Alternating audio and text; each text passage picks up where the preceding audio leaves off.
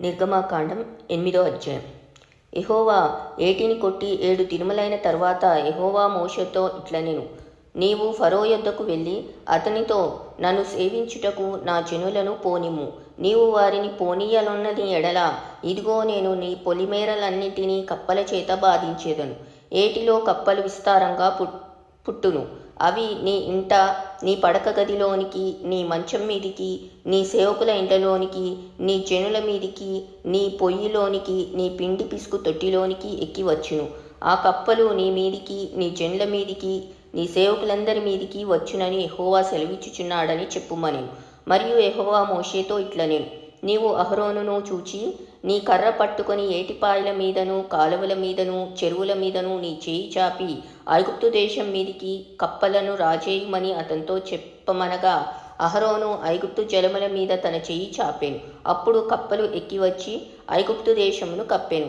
శకునగాండ్రు కూడా తమ మంత్రముల వలన అలాగు చేసి ఐగుప్తు దేశం మీదికి కప్పలను రాజేసిరి. అప్పుడు ఫరో మోషే అహరోనులను పిలిపించి, నా యొద్ద నుండి, నా జనుల యొద్ద నుండి ఈ కప్పలను తొలగించమని యెహోవాను వేడుకొనుడి.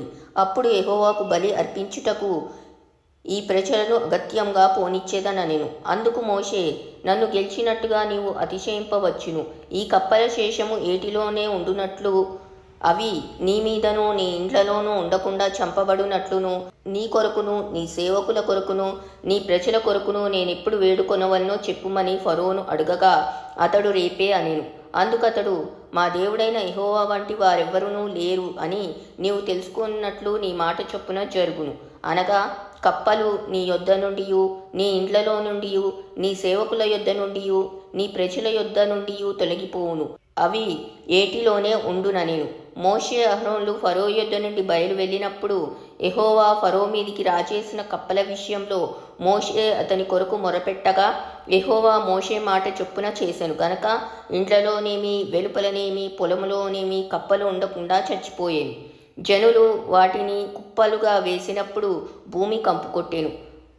ఫరో ఉపశమనం కలుగుట చూచి యెహోవా సెలవిచ్చినట్టు తన హృదయంను కఠినపరుచుకొని వారి మాట వినకపోయేను.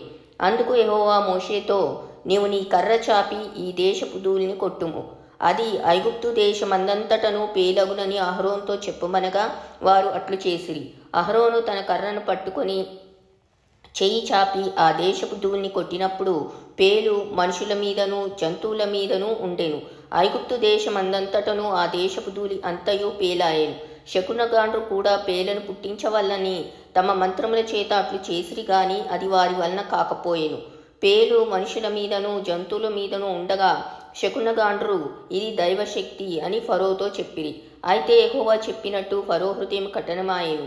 అతడు వారి మాట వినకపోయెను. కాబట్టి యెహోవా మోషేతో, నీవు ప్రొద్దున లేచి ఫరో ఎదుట నిలువుము. ఇదిగో అతడు ఏటి యొద్దకు పోవును. నీవు అతను చూచి, నన్ను సేవించుటకు నా ప్రజలను పోనిమ్ము. నీవు నా ప్రజలను పోనీయని ఎడలా చూడుము, నేను నీ మీదికిని, నీ సేవకుల మీదికిని, నీ ప్రజల మీదికిని, నీ ఇండ్లలోనికి ఈగల గుంపులను పంపెదను. ఐగుప్తీయుల ఇండ్లను, వారున్న ప్రదేశమును ఈగల గుంపులతో నిండియుండును. మరియు భూలోకంలో నేనే యెహోవాను అని నీవు తెలుసుకున్నట్లు ఈ దినమున నేను నా ప్రజలు నివసించుచున్న గోషేను దేశమును వినాయించెదను. అక్కడ ఈగల గుంపులుండవు. నా ప్రజలను నీ ప్రజల నుండి ప్రత్యేకపరిచెదను. రేపు ఈ సూచక్రియ జరుగునని యెహోవా సెలవిచ్చినట్టు నీవు చెప్పవన్నెను. యెహోవా అలాగు చేసెను. బాధాకరమైన ఈగల గుంపులు ఫరో ఇంటిలోనికి, అతని సేవకుల ఇంట్లోనికి వచ్చి ఐగుప్తు దేశమంతటా వ్యాపించెను. ఆ దేశము ఈగల గుంపుల వలన చెడిపోయెను. అప్పుడు ఫరో మోషే అహరోనులను పిలిపించి, మీరు వెళ్ళి ఈ దేశంలో మీ దేవునికి బలి అర్పించుడని వారితో చెప్పగా, మోషే అట్లు చేయతగదు. మా దేవుడైన యెహోవాకు మేము అర్పించవలసిన బలి ఐగుప్తీయులకు హేయము. ఇదిగో మేము ఐగుప్తీయులకు హేయమైన బలిని వారి కన్నుల ఎదుట అర్పించిన ఎడల వారు మమ్ము రాళ్లతో కొట్టి చంపుదురు గదా.